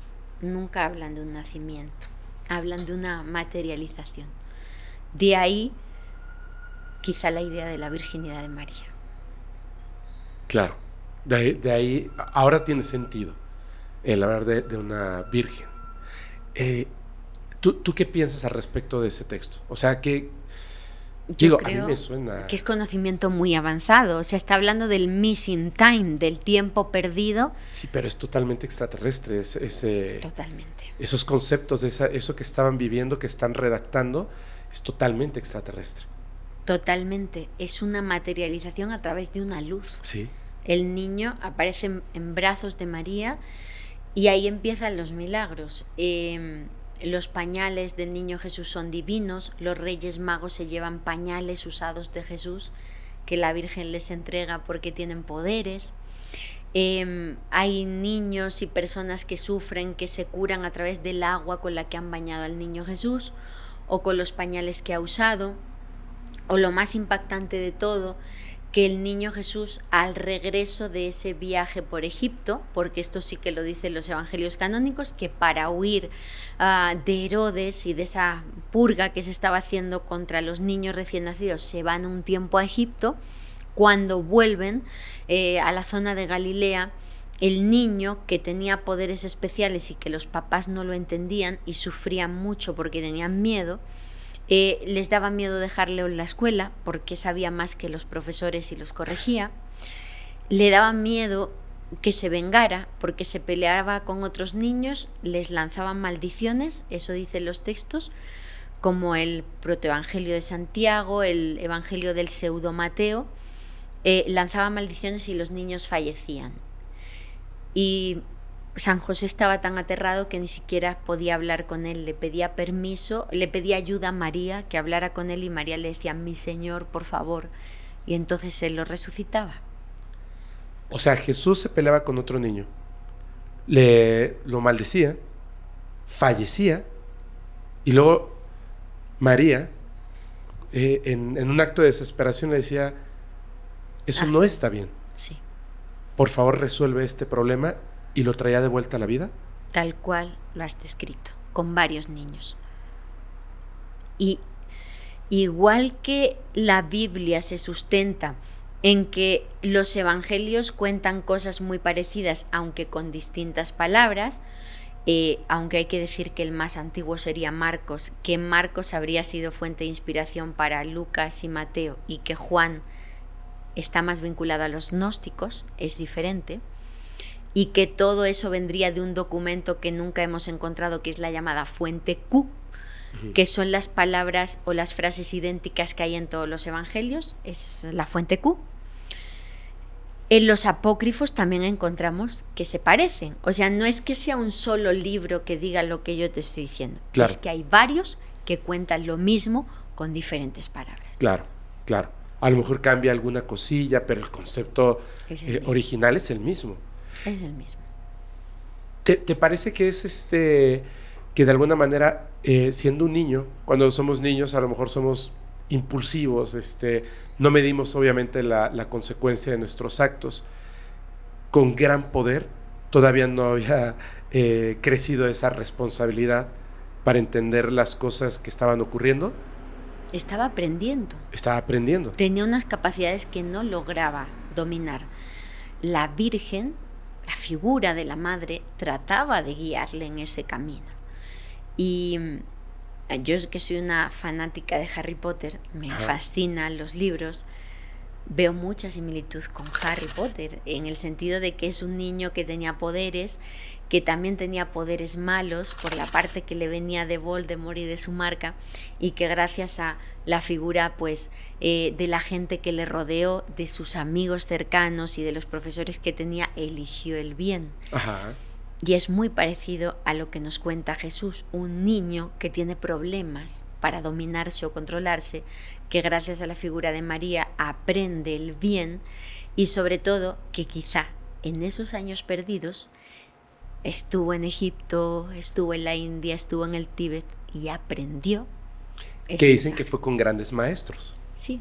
Por eso, cuando uno busca en la historia, en estos lugares se habla de la visita, ¿no? De un maestro, pero de otra parte del mundo. O pequeños rasgos que hay en la Biblia que tienen mucho sentido para los que estudian los saberes del Antiguo Egipto. Por ejemplo, Jesús lleva a cabo muchos milagros en los evangelios oficiales, milagros durante su vida pública. Por ejemplo, la sanación de personas ciegas. Sanaba a través de la saliva.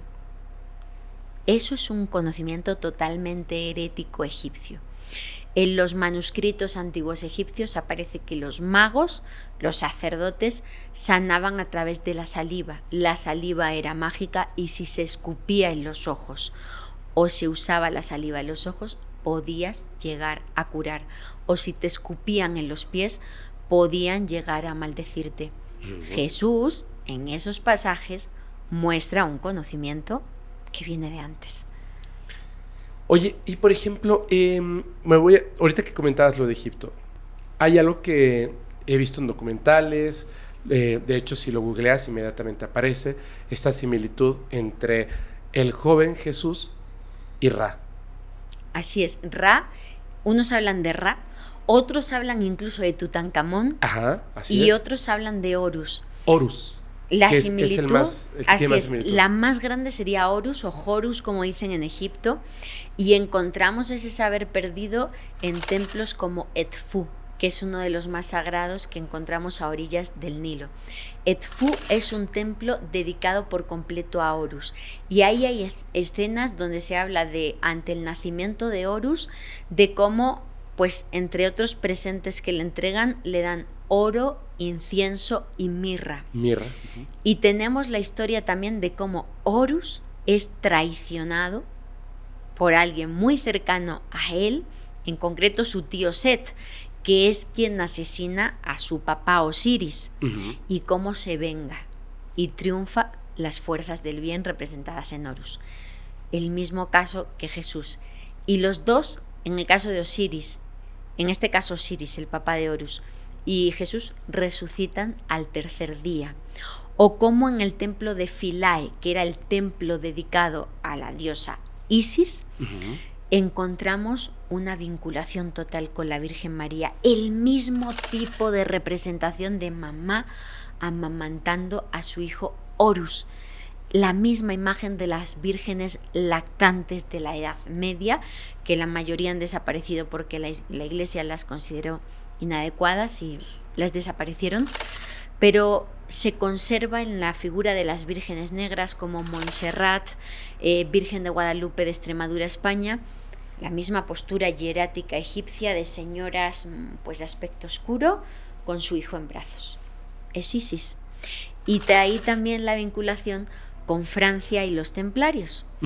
Los templarios vienen de Francia, incluso dicen que el propio nombre de París, Par Isis, Per Isis, estaría rindiendo culto a la diosa madre, y la vinculación con María Magdalena y Francia. Pero, ¿a ti qué te parece?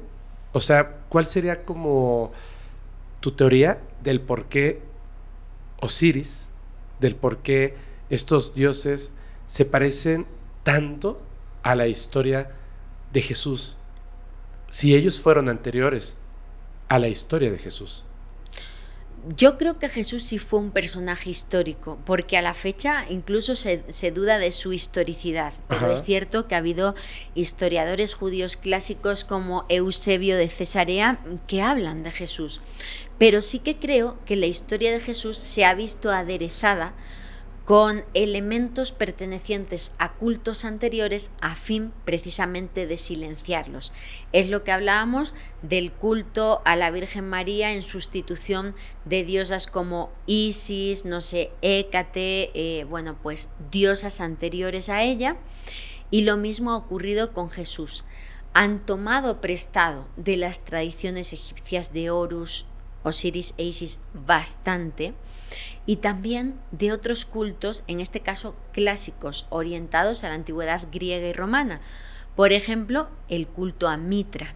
El culto mitraico es antiquísimo, por ejemplo, está vinculado con el Serapeum en la necrópolis de Saqqara, con el culto a los bueyes apis sagrados, el mismo culto que encontramos en la parte oriental del mundo donde estos animales son sagrados, y el mismo culto que encontramos en los romanos, el culto a los bueyes sagrados, a los toros sagrados de color completamente blanco.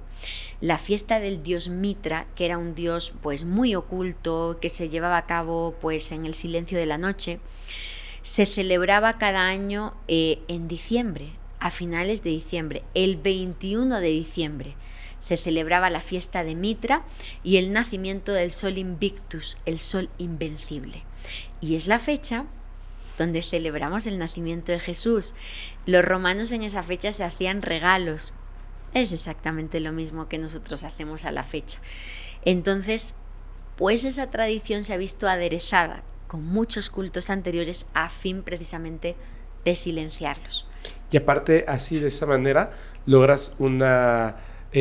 o sea, te quitas de un montón de religiones, haces una sola y es más fácil controlar, y eso lo digo yo porque en la parte política es mucho más fácil cuando solamente tienes a un líder, por así decirlo, que controla todo, donde hay un diezmo, donde, acuérdense que en aquel momento era iglesia-estado, entonces tanto política como eclesiásticamente había un trabajo para poder reunir a todos en una sola creencia. Y para cerrar nuestro círculo de nuestra conversación, nuevamente la intervención de esas luces desconocidas. ¿Por qué el catolicismo, el cristianismo se vuelve religión oficial del Imperio Romano?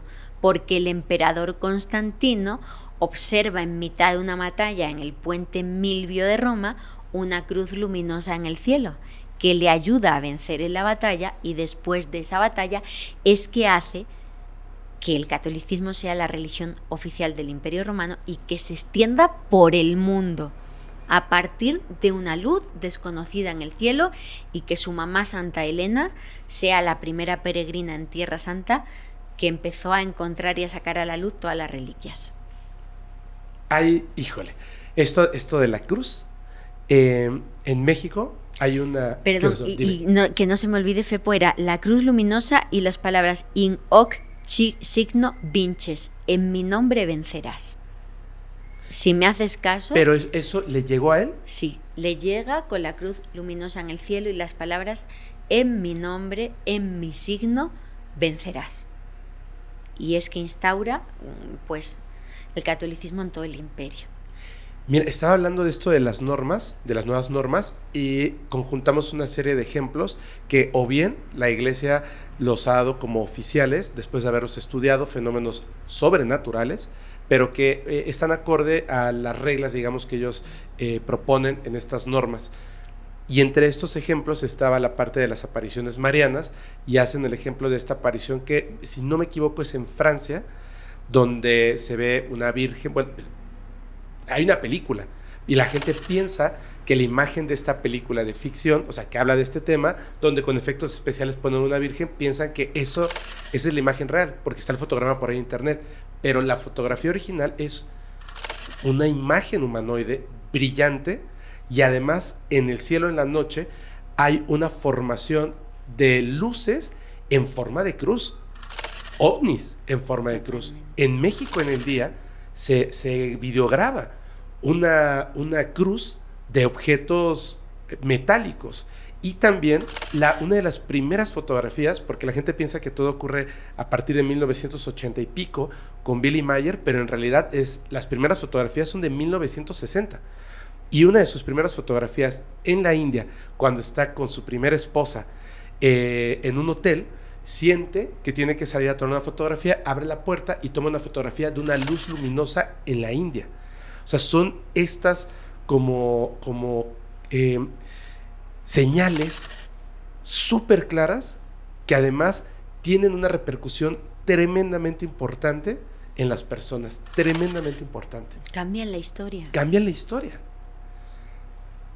En tus investigaciones, Lourdes, con todo lo que has aprendido, con todo lo que has visto, con todas las personas que has entrevistado, a mí me parece, y yo te pregunto, pero a ti, ¿te parece que tendría más sentido que la creencia religiosa estuviera fundamentada en estos textos apócrifos o en la mezcolanza que hicieron para la Biblia contemporánea? La Iglesia no quiere que los milagros o la parte misteriosa desvirtúe el mensaje de Jesús. Precisamente este documento nuevo que han hecho, que es una pantomima y si quieres lo comentamos ahora, lo que dice es, o sea, nosotros reconocemos que a través del Espíritu Santo, y eso es otro tema fascinante que habláramos del Espíritu Santo, se puede manifestar en determinadas personas de nuestro tiempo, pero solo es para afianzar el mensaje del Evangelio, no es para que sustituyamos el culto que se da en la Eucaristía por estos nuevos milagros y que creemos nuevos cultos alrededor de estas personas. Entonces la Iglesia no quiere oír hablar de milagros. Los evangelios oficiales están llenos de milagros de Jesús. No quieren hablar nada de ellos. Inclusive hay pasajes misteriosos de los evangelios canónicos que dicen, creo que es Marcos, si no recuerdo mal, el Evangelio de San Marcos dice, otros milagros hizo que no aparecen en estos textos, y estos los contamos para que en su nombre creas. Así lo dice, lo pueden buscar en los evangelios. Pero los apócrifos nos muestran todos los pasajes perdidos, porque en realidad de la historia del Nuevo Testamento oficial solo sabemos cómo nace y poco más, el inicio de la vida pública y ya está. No sabemos nada más de la vida de Jesús, ni sus famosos años perdidos, ni su infancia, ni el origen de todo esto. Hablábamos de que la Virgen María apenas aparece, y en los evangelios apócrifos tú lees la historia de la Virgen María y es fascinante. Su nacimiento fue tanto más increíble que el de Jesús. ¿Por qué? Sus papás eran ancianos, ya no podían tener hijos. Eran estériles, además eran personajes destacados de la comunidad, eran familiares cercanos del sumo sacerdote, y que un matrimonio no pudiera tener hijos en esa época era como una condena de Dios, era en plan, o sea, Dios nos puede estar protegiendo porque no os da hijos.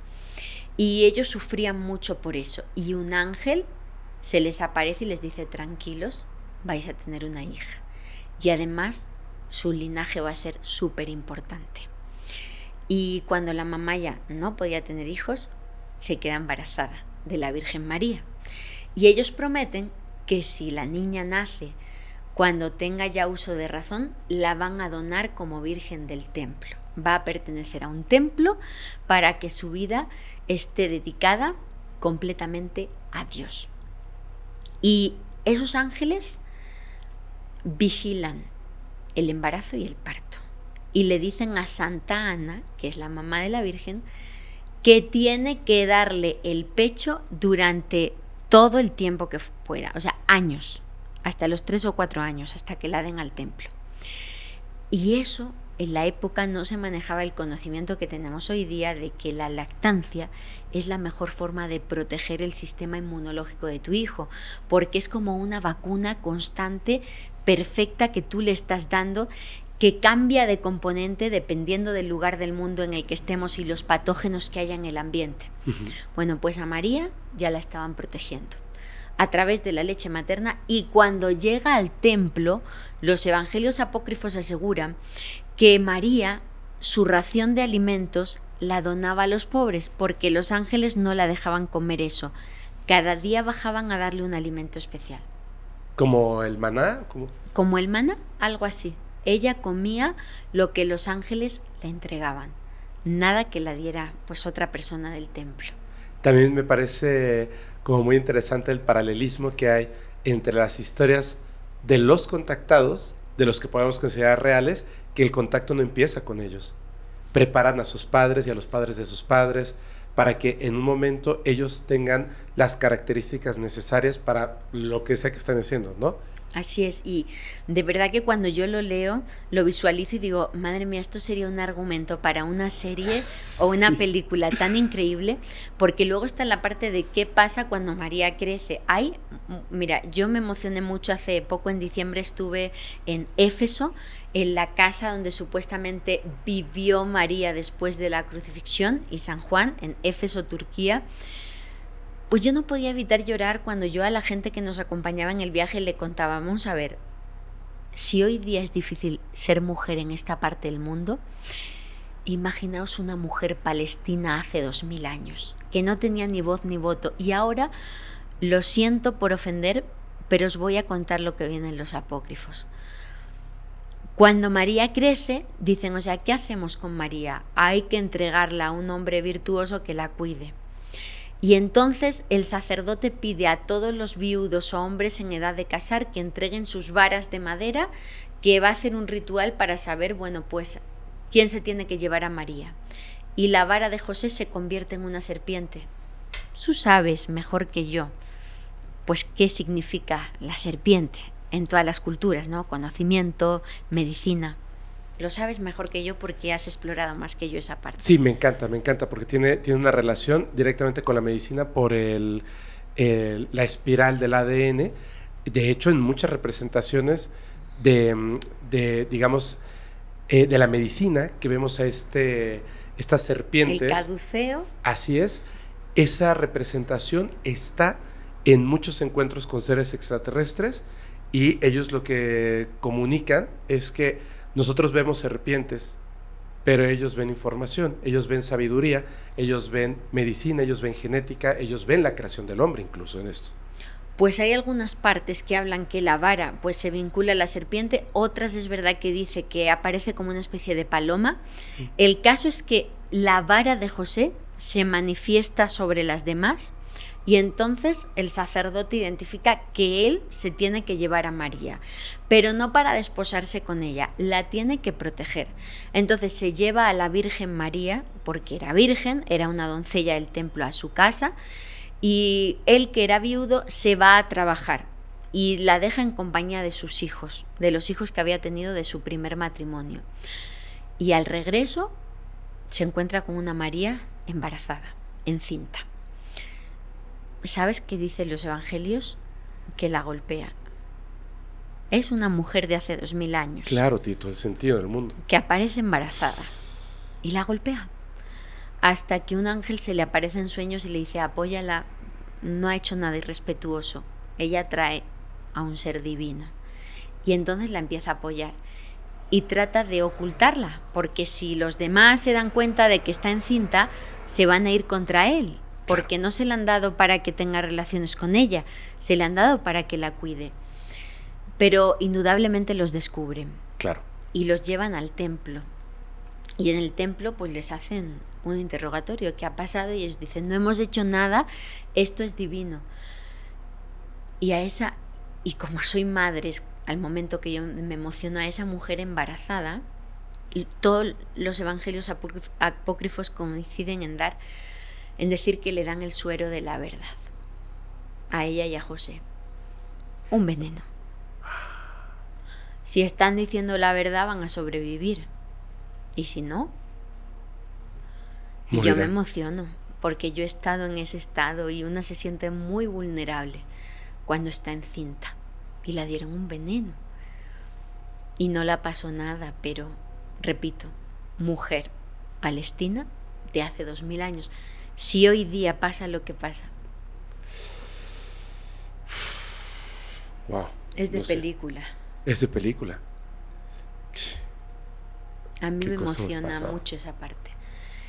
Y pues eso es parte de lo que surge en los evangelios apócrifos, y es una historia increíble que completa ese relato que no nos dan los evangelios canónicos. ¿Y sabes qué? Me parece que, desde mi punto de vista, me parece que es mucho más interesante porque está más cercana a lo divino y al mismo tiempo es más humana. Totalmente. Eso es interesantísimo. Y por divino, pues lo que cada quien considere que lo es, ¿no? En este caso, o sea, el contexto de lo que acabas de decir, una mujer palestina hace 2000 años. Si nosotros hacemos de repente esta idea de lo que tenemos de la Biblia, cuando nos hacen representaciones, películas, libros, etcétera, no tiene nada que ver con la realidad, pero para nada. O sea, no es algo que me permita conectar como ser humano, porque sé que en la realidad, en la historia y hasta el día de hoy, no es así. Y entonces no me permite conectar, no me permite creer que ese sea el hijo de un Dios no me permite creer que ella sea la madre del hijo de un Dios, no me permite creer, porque está demasiado, se protegen tanto que está lleno de, perdón que lo diga, pero está lleno de mentiras. Entonces no es claro, y eso genera obviamente discordia, porque al momento en el que tú tienes una creencia con una fe ciega, pero descubres con tu raciocinio humano que está plagado de mentiras, que no es así, te sientes atacado al momento en que alguien te señala lo evidente, lo obvio, y no debiera ser así, no debiera ser así. Oye, hay una cosa que también, porque siento que de la misma manera ha sido tremendamente castigada a lo largo de la historia, su nombre ha sido, bueno, puesto en el piso y escupido. María Magdalena. ¿Qué dice de ella en estos textos apócrifos? María Magdalena es santa por la Iglesia, y aún así el mensaje en ese entorno patriarcal que nos sigue llegando hasta la fecha es que, bueno, poco más que era una ramera. No quiero ofender a nadie, pero es la palabra con la que muchos denominan a la que está considerada como el apóstol número 13.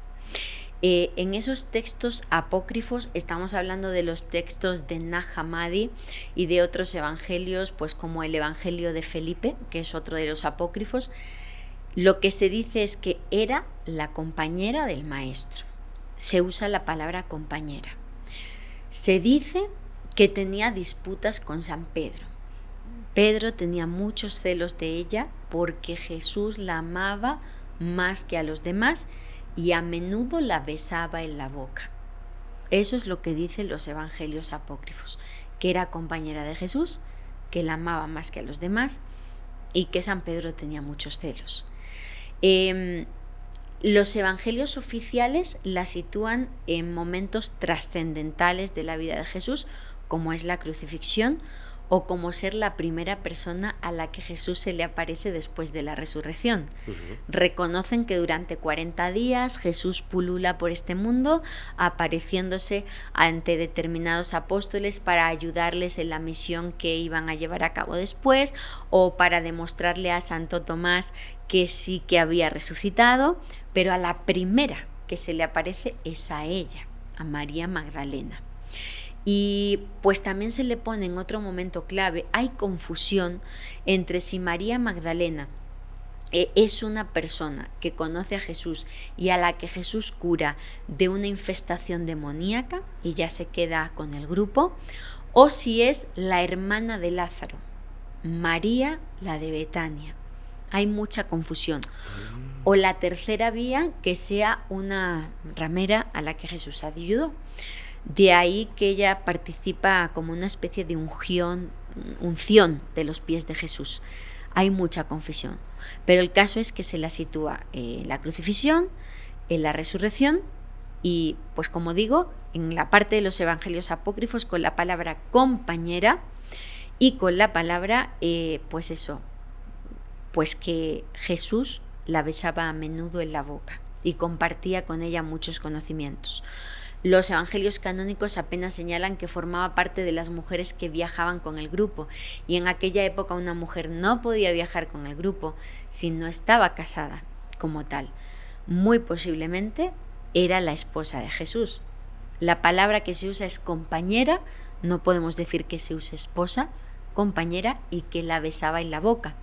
Hay personas que han tratado de explicar esto a nivel espiritual o gnóstico, que fuera un beso espiritual en plan de traspaso de conocimiento. Creo que es rizar el rizo. Pues sí, va a ser la próxima frase de coqueteo, así de, oye, ¿te puedo pasar un poco de espiritualidad? Pues sí. No. Dicen que la besaba a menudo en la boca. Pues claro. Y la historia es la siguiente. Aquí ya, esto no aparece en los evangelios apócrifos, en otras fuentes, pero ¿cuál es el destino de María Magdalena después de la crucifixión? Algunas fuentes aseguran que se va a Éfeso, Turquía, junto con la Virgen María y San Juan, y que ahí termina sus días, en Éfeso, Turquía. Otros aseguran que junto con Lázaro y José de Arimatea, que era una persona, pues prominente de la época, cruza el Mediterráneo llega hasta Francia, hasta la zona del puerto de Santa María del Mar, cerca de Arles, y que allí se habría ocultado. Una vertiente de la historia, la oficial, dice pues que fue una santa, que predicó, que pasó durante 30 años en una cueva dedicada a la contemplación y que sus reliquias están repartidas entre pues diferentes puntos de Francia. Santa María de Baume, donde estaría su cráneo, Becelay, donde estaría otra parte de las reliquias de su cuerpo, incluso hay algunas en España. O la vertiente más conspiracionista, que María estaba encinta, que pues tuvo descendencia y que dio origen a la dinastía merovingia. ¿Tú a cuál le vas? No lo sé. Cualquiera que diga, como el misterio siempre lo es desde el punto de vista de nuestra sociedad, cualquiera es válida. No lo sabemos, ni nunca lo vamos a saber. Yo, como una apasionada del Código Da Vinci, pues quiero pensar que hubo sangre real. Yo también creo eso. Bueno, eso es lo que quiero creer, como bien lo dices. Oye, nada más una cosilla. De todo esto que acabas de contar, hay una cosa que me encanta. He estado hablando y comentando con personas que aseguran haber fallecido y estar mucho tiempo después de cruzar la luz, el túnel, como le quieran decir, haber estado mucho tiempo del otro lado, mucho tiempo. En este lado, pues a lo mejor fueron segundos o minutos, pero estuvieron mucho tiempo de ese lado. Personas que de alguna manera recuerdan su vida antes de la humanidad. Okay. O sea, digamos que su primer vida fue como seres humanos, pero previamente a esto fueron unas entidades como etéricas, sin un cuerpo físico. Y en estas historias hay un punto en común que incluye a seres extraterrestres, como el caso, por ejemplo, muy famoso, que ocurre de hecho en donde yo vivo ahora, pero que estudia JJ Benítez, el caso de Ricky B. Ricky B, exactamente. Previo a que sea estén digamos que posean un cuerpo humano, materia, en el planeta Tierra, en el otro lado, cuando están muertos, previo a su llegada al planeta Tierra, o sin un origen humano porque son seres extraterrestres, no tienen sexo. No existe. Pero cuando experimentan la vida humana, experimentan muchas cosas que el sexo, esta dualidad, pues somos seres diploides, esta dualidad hace un conjunto de emociones que si no fueras un ente sexual, no existirían. Y una de esas que es muy importante es el tratar de reproducirte. Amar a una persona y tratar de reproducirte. Tratarlo. No que lo logres, ¿verdad? Porque pues hay muchas formas de amor.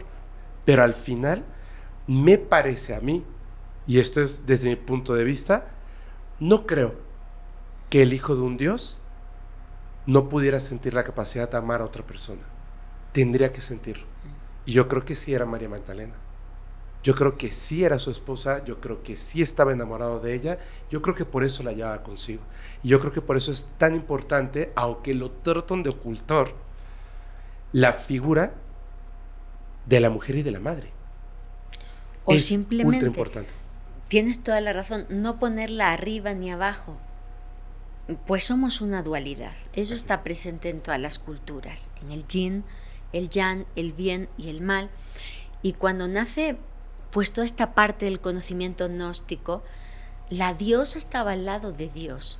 Era un desposorio místico. Estaba esa Agia Sofía, ¿no? Esa santa sabiduría, que no es una persona, no es una mujer, es la sabiduría con mayúsculas, la Sofía, al lado de Dios. Y en algún momento de la historia esa figura desaparece y con ella pues la condena a la mujer y a toda la parte, como dices, de la hipocresía de decir el Hijo de Dios ha encarnado y ha venido a experimentar, pero se le niega esa capacidad física de amar. Se considera algo feo, se considera que es algo que hay que ocultar, que hay que condenar, cuando no hay algo que sea más natural y a la vez más divino, Cuando en todas las culturas del mundo se sabe que en ese acto se genera una energía súper fuerte que se usa en la magia y que se usa también, y no quiero ofender, pero se usa para crear vida. Desde el punto de vista de la capacidad del amor, el santo sacramento del matrimonio bendice esa unión. ¿Por qué condenar la manera de unirse, no? Claro. Y aparte, ¿cuántos problemas ha traído la idea de que no debe ser así, el celibato y más? Así es. Es un tema... Un tema fuerte. Pero, oye, wow, ahora sí, te voy a decir algo que ocurrió el día de hoy. Hablamos de una fecha, ¿no? Sí. Y han estado ocurriendo algunas cosas bien extrañas en mi vida, pero bien extrañas que además tienen que ver con fechas. El día de hoy ocurrió algo, para mí, yo creo que para la comunidad también, algo bien bonito, bien padre. Es que previamente, de hecho, cuando llegaste te conté a una persona. Me emocioné muchísimo, muchísimo, muchísimo con el tiempo que estuvimos platicando, conversando, con el respeto que se merecen todos los invitados e invitadas. Jamás me había pasado que en las 2 grabaciones hechas en un día, yo crea que es de lo mejor que se ha hecho en el podcast paranormal. Wow. Eres una excelente invitada, eres una excelente periodista, eres una gran persona, te agradezco muchísimo, de verdad, muchísimo.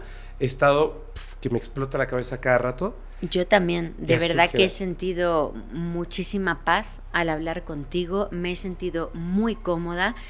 Creo que hemos demostrado, o nos estamos demostrando incluso a nosotros, que todos vemos la misma luna, no somos diferentes. Da igual las creencias que tengamos, difieren los nombres quizá, pero estamos en la misma onda.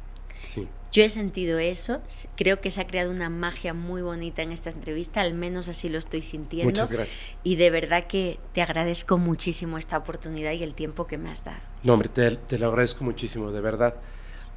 Lourdes, antes de que nos vayamos, otra vez, por favor, cuéntanos redes sociales, plataformas, porque yo, híjole, o sea, les súper recomiendo. De hecho, desde que vi el nombre del podcast dije, qué genial. O sea, es muy, muy bueno. Por favor, cuéntanos un poco de eso y también redes sociales para que la gente vaya a seguirte. Muchísimas gracias. Pues el podcast, el blog que estoy haciendo se llama Misteriosamente Claro. Lo estoy haciendo pues con Pepe y Chema, que le agradezco muchísimo a Pepe el apoyo que me está brindando. Se llama Misteriosamente Claro y nos encuentran tanto en YouTube como en Spotify. Después también participo mucho con mi esposo, con Johanan Díaz, en su programa de Insólita Experiencia, pues comentando temas de actualidad o asuntos también relacionados con mis investigaciones. Y si me quieren buscar en redes sociales, en Instagram estoy como Insólita Familia, en Facebook como Lourdes Gómez Martín y en TikTok como Lourdes Gómez M. Gracias de corazón. No, hombre, muchas gracias. ¿Nos repites el correo electrónico para que la gente que quiera pues leer esta información, te la puedas pasar? Pues a través de las redes sociales me pueden mandar mensaje privado o bien en mi correo es LOUGOMMAR, es Lougomar, las 3 primeras letras de Lourdes Gómez Martín, @gmail.com y yo les paso la información. Perfecto. Pues nuevamente muchas gracias. Ahora sí, ya nos vamos. Yo les recuerdo que si quieren mandar sus experiencias o evidencias, háganlo al correo que aparece en pantalla, el cual es fepo@podcastparanormal.com. Otra vez, y de hecho es la segunda vez que pasa hoy, no tiene nada que ver la salida, pero es la salida del podcast, no tiene nada que ver la salida.